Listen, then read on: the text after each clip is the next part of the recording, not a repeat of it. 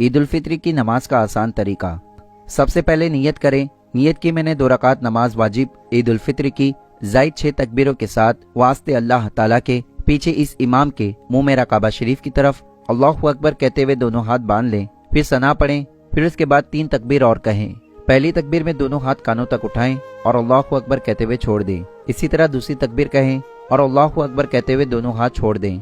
फिर इसी तरह तीसरी तकबीर कहें और अल्लाहु अकबर कहते हुए दोनों हाथ बांध लें। अब यहाँ पर इमाम क़िरात करेंगे। फिर उसके बाद रुकू और 2 सजदे करने के बाद दूसरी रकात के लिए खड़े हो जाएं। फिर यहाँ पर इमाम क़िरात करेंगे। उसके बाद रुकू में जाने से पहले 3 तकबीर और कहें। पहली तकबीर में दोनों हाथ कानों तक उठाएं और अल्लाहु अकबर कहते हुए छोड़ दें।